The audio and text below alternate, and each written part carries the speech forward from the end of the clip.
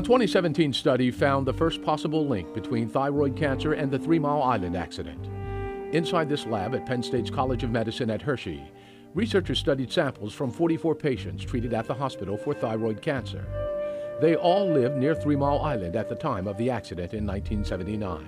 We have a rise in thyroid cancers that are caused by radiation. Dr. David Goldenberg led the study, which began in 2014. We see a shift in the samples from the expected to the unexpected.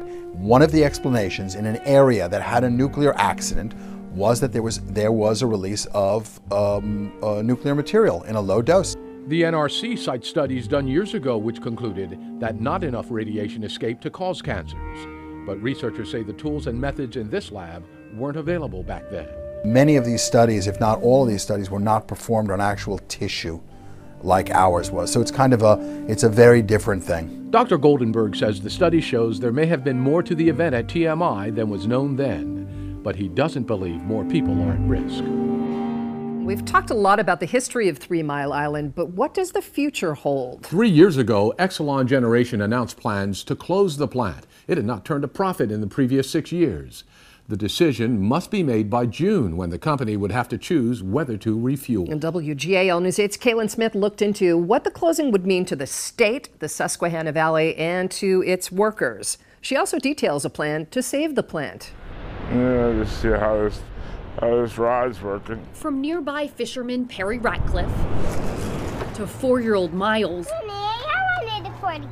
with Dina Myers, who lives nearby. Why you stay back? The opinions on 3 Mile Island are almost as diverse as the fish in the Susquehanna. Big one's out of here. What do you think the community or the future here, for your grandson even, would look like without it? Pretty sad. I'd sooner see it go myself, because I don't like nuclear.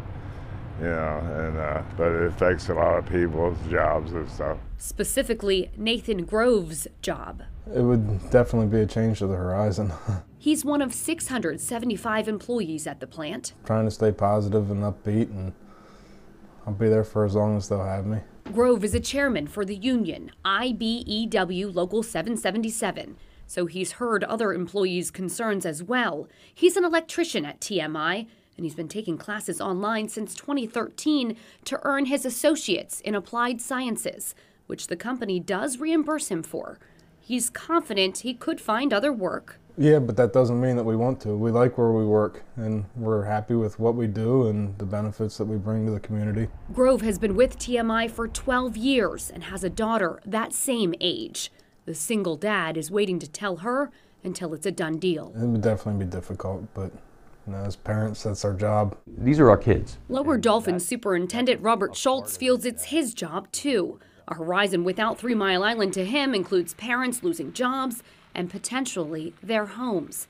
He says TMI contributes $700,000 a year to the school district, plus donates to its programs like Communities That Care that help fund this bookmobile. Is it a given that you'll have to raise taxes if they close?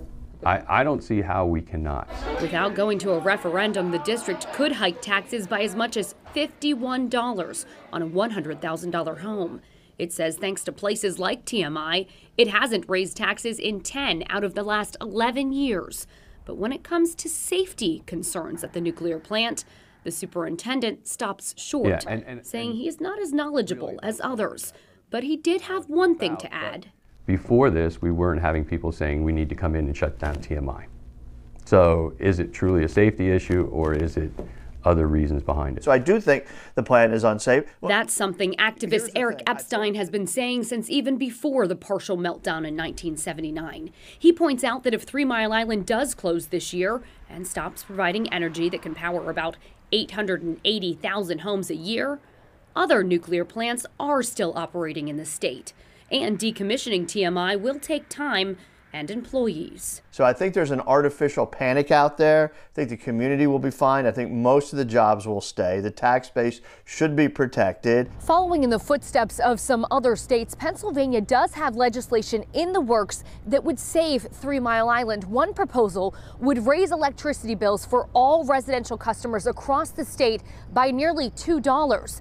That would keep the plant operating for another 6 years. Why would we give 6 years to a nuclear power plant that's licensed to operate for 40 years, it's already operated for 40 years? Would you do the same thing for your SUV sitting in the garage outside? I don't think so. Supporters of the plan, though, argue abandoning nuclear energy would end up costing even more than the proposed monthly rate hike to your electricity bill.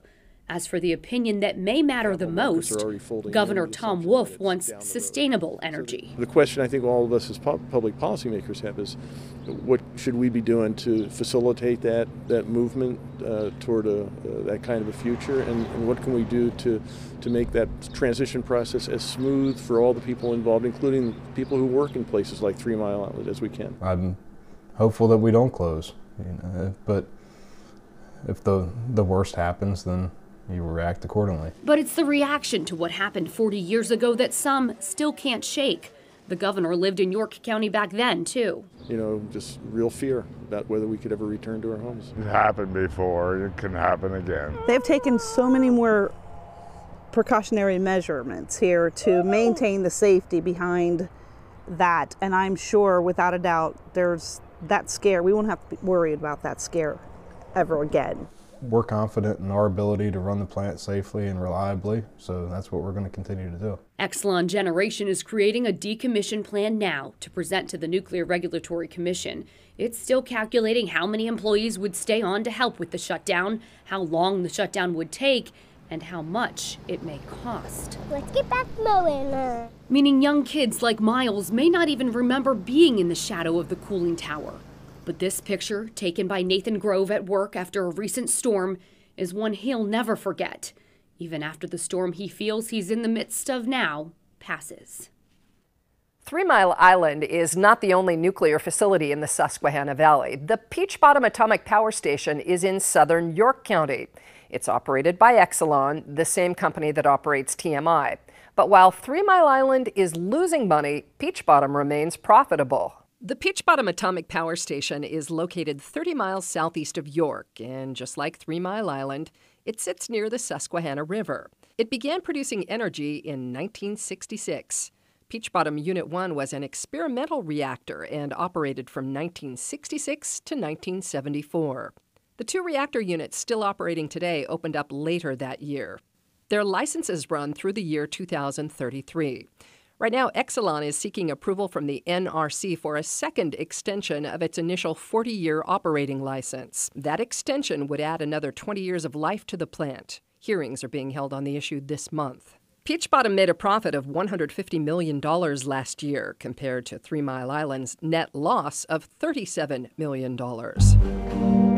Coming up next, we wrap up our chronicle with a look back at some of the most memorable images captured during the crisis.